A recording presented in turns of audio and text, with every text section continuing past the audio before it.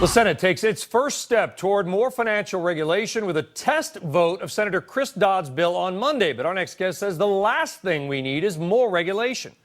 Joining us now from Stamford, Connecticut, Peter Schiff, President and Chief Global Strategist at Euro-Pacific Capital, author of the new book, How an Economy Grows. He also happens to be running for that Senate seat that will be vacated by the aforementioned Senator Chris Dodd. So now that we got the 40-word intro out of the way, Peter, let's get right into this.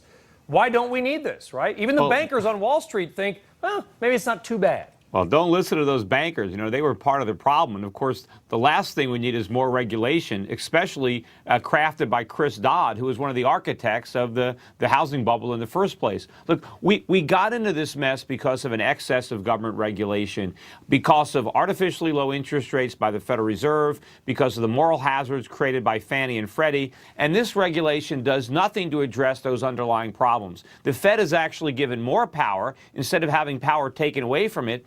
Freddie and Fannie that are doing even more net damage now, insuring even more mortgages now than they were before, they are untouched by this. All this is window dressing. It's going to do nothing to prevent the next economic crisis. In fact, had this bill existed in its entirety 4 or 5 years ago, we still would have had the problem. That is a great point. We've talked about it a little bit, but go into more on Fannie and Freddie, Peter. Listen, they're huge, and yet, as you said, this thing doesn't touch them. Nobody seems to touch them. Nobody in Congress seems to want to talk about them.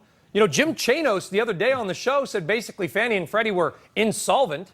Where do we go with these massive institutions? Well, remember, you can either have free market regulation or government regulation. I prefer free market regulation, but you have to have some regulation. And when it comes to Freddie and Fannie, since the government basically guarantees all their debts, they removed all the free market regulation. Nobody cares how risky their portfolio is. Everybody knows that they're good for their debts no matter what they do because the government stands behind them. Therefore, here is a case where we need government regulation to undo the damage of the moral hazard of the government subsidy. But they do nothing. You know, we've done nothing. Interest rates are lower now than they were when they inflated the bubble. The Fed is doing more damage to our economy than they were doing before, and we're rewarding them with more power, and the more power they have, the more damage they're going to have. Meantime, this financial regulation, I'm sure it's going to impact little firms like mine, Euro-Pacific Capital. It's going to cost me more money, not because I'm doing anything wrong, but now I'm going to have to spend even more money to comply with worthless rules and regulations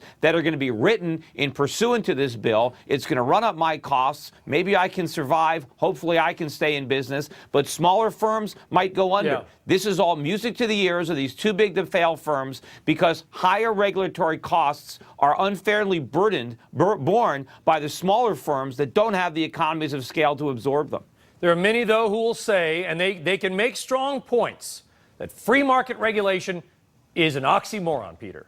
No, it isn't. Sarbanes-Oxley passed in 2002, which was designed to prevent fraud, right? You know, what's that done? Well, and the free market hasn't worked.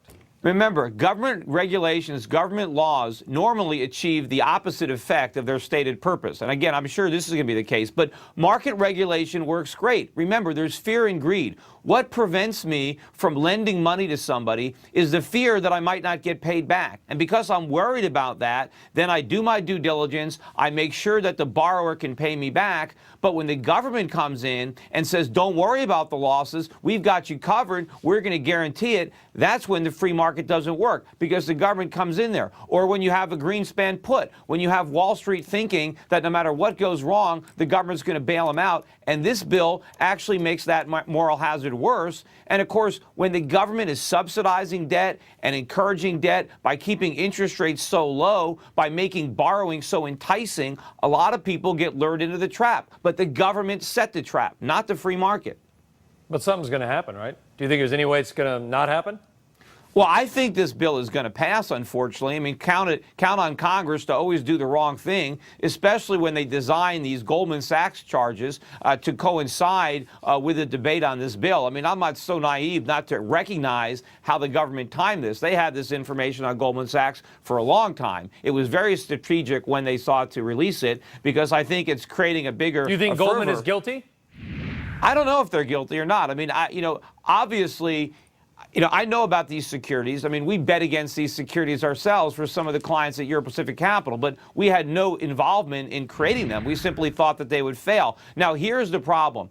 If Goldman Sachs, with John Paulson, devised these securities so that they would have the worst possible mortgages, the most likely to default, the real ticking time bombs, the zero down, ninja loans, if they picked them in Vegas, in Florida, if they tried to make it so it would be the worst. And then when they went and marketed it, they told the buyers that there was a different criteria, that these bonds were chosen because they were good credit quality, because they represented a good buying opportunity. If they mismarketed the securities, then it's fraud, and it's already illegal. We don't need these new rules. But I don't know what these investors were told. I mean, they were very sophisticated. I mean, from my perspective, I don't know how anybody could have been dumb enough to buy these securities.